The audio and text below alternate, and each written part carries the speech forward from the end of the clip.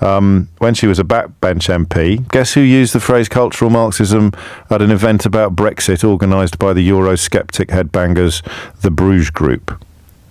What happens when political language stops being just political and starts raising serious questions about division and provocation? James O'Brien is taking aim at Suella Braverman, her political associations, and her description of pro-Palestinian protests as hate marches. He also revisits Braverman's past use of the controversial phrase cultural Marxism and the criticism it attracted from Jewish organizations. But there's a bigger question here. Is this simply tough political rhetoric?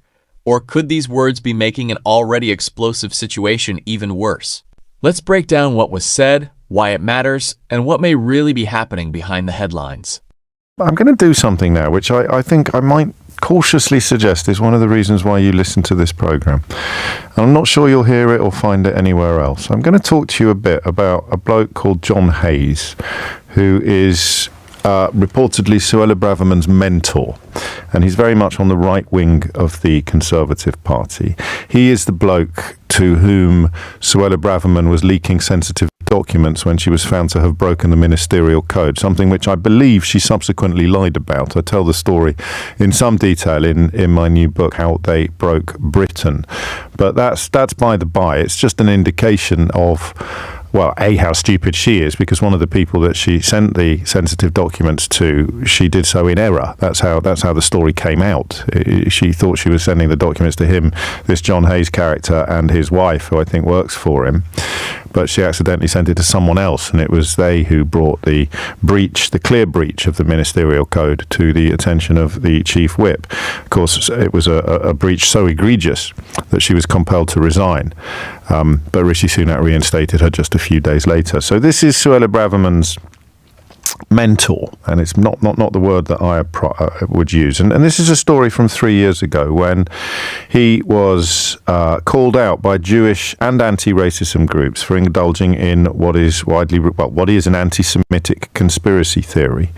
Now, he's not unique in using the phrase cultural Marxism or cultural Marxist dogma. Paul Dacre, the editor-in-chief of the Daily Mail, has been deploying it in his newspapers and indeed in speeches for many, many years, as many, I think, as 20, something else that I cover in my new book, How They Broke Britain. And these are people who are currently combining to condemn anybody minded to protest against the continuing bombardment of Gaza. They profess, of course, to be friends of Israel. That article I referred to earlier by Hugo Rifkind in the Times today, talking about the dangers of allying with the illiberal right, contains this phrase, which is very relevant. People have the right to march against falling bombs, no matter who is dropping them.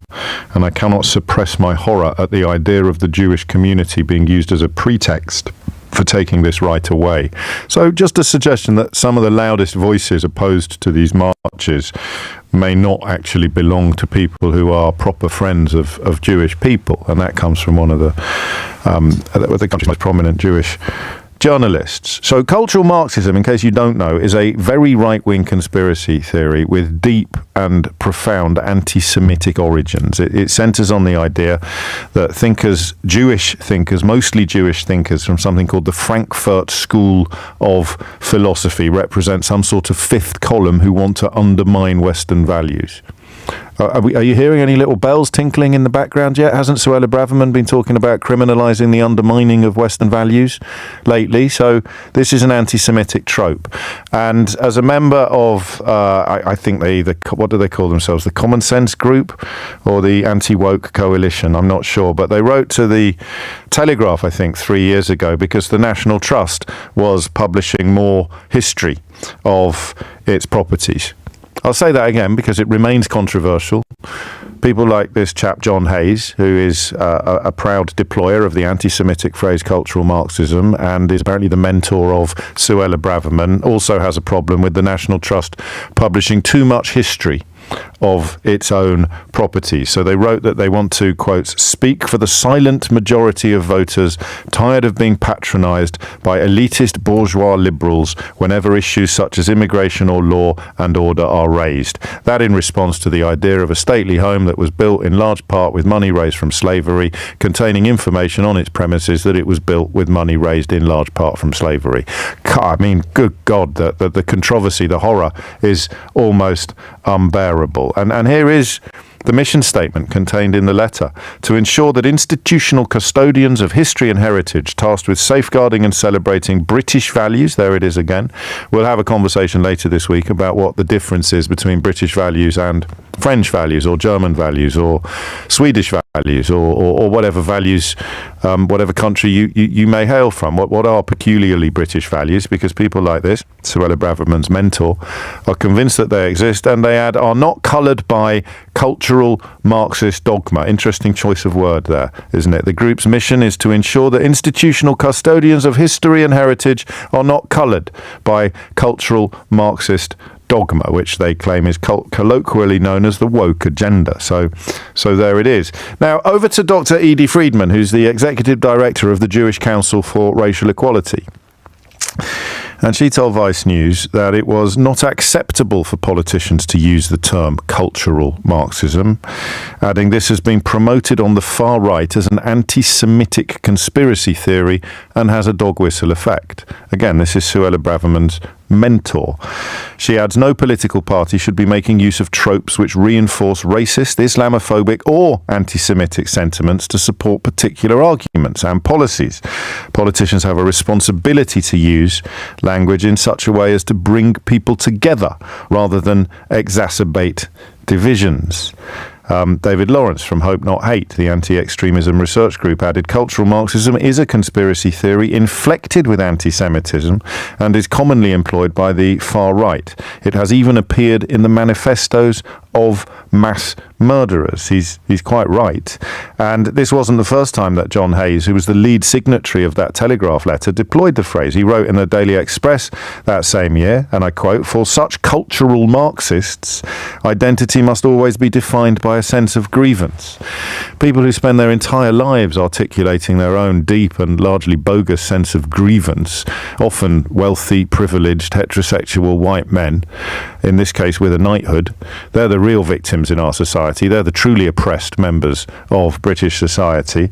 On this occasion, he was attacking a museum for wanting to provide more history of the exhibits contained within the museum. So I think it's important to recognise that these are not necessarily people who have been completely open and transparent with you. When Suella Braverman claims that the marchers are hate marchers, and her mentor routinely deploys the phrase cultural Marxism, it leaves certainly a certain amount of room for confusion.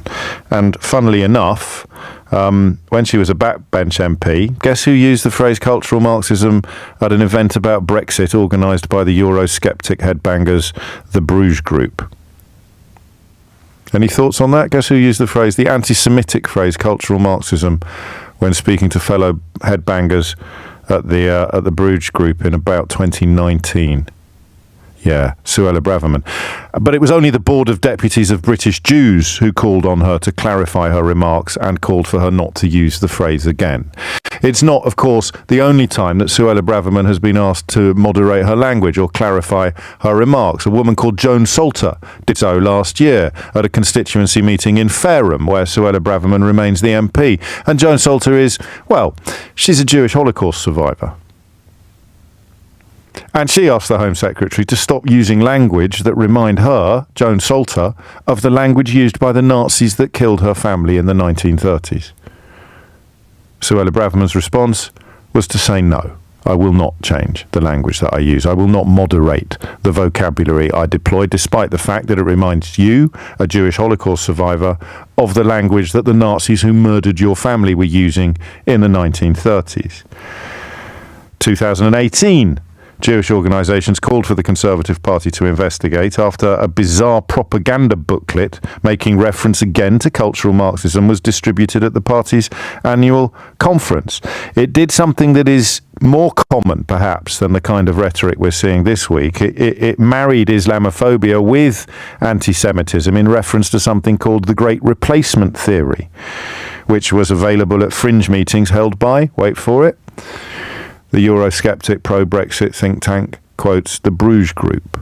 So, I mean, it could be a complete coincidence, and it could be the case that despite deploying anti-Semitic tropes publicly on several occasions in the past, both Suella Braverman and her mentor have repented of such. That perhaps she will even offer a retrospective apology to the Jewish Holocaust survivor Joan Salter for continuing to deploy language that the Jewish Holocaust survivor Joan Salter found reminiscent of the language deployed by the Nazis who murdered their parents.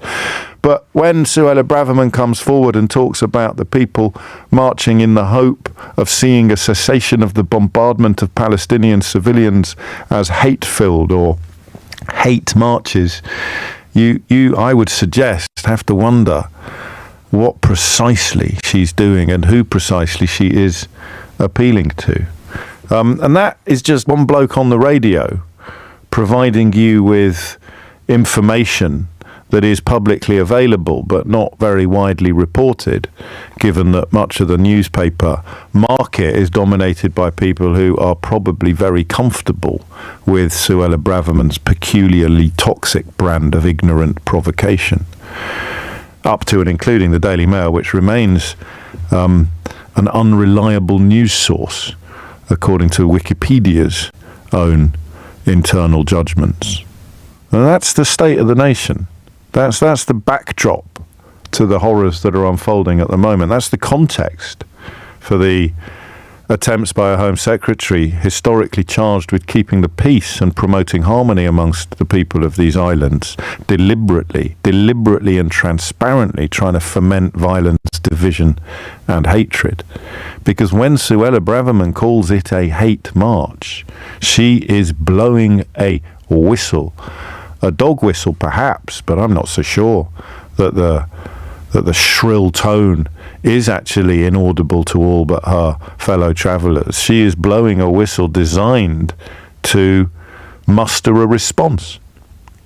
And as one caller has already told us, in the Islamophobic football hooligan community, they know exactly what form they want that response to take, and I'm fairly persuaded that Suella Braverman does too. Why else call it a hate march? You can say there are hateful people on a peaceful march. You can say there are disgusting people on a peaceful march. You can say that we have seen evidence of at least 2 supporters of a terrorist atrocity upon an otherwise peaceful march featuring 100,000 people. But if you call it a hate march, you're making a call to arms. If you're too stupid to understand that that's a possibility, that counts as a valid defence. But not after it's been pointed out to you. You call it a hate march, you're making it a call to arms. And if you marry it to some of the newspaper coverage that is being published at the moment in this country, people who feel or profess to feel a deep reverence for the poppy as a commemoration of our war dead, they are being told that the people on that march hate them, hate you, hate the poppy. That's the message, both subliminal and explicit, and that's what the Home Secretary is doing. And that's why we should all perhaps be very, very concerned that the highest, one of the 4 highest officers of state traditionally dedicated to domestic harmony and peace, appears to be embarked upon provocation and rhetorical pyromania. This story is ultimately about the power of words. O'Brien argues that describing an entire protest as a hate march risks turning political disagreement into something much more hostile. His criticism becomes even sharper when he connects that language to previous controversies involving Braverman and the phrase cultural Marxism. Now, reasonable people can disagree about Braverman's intentions.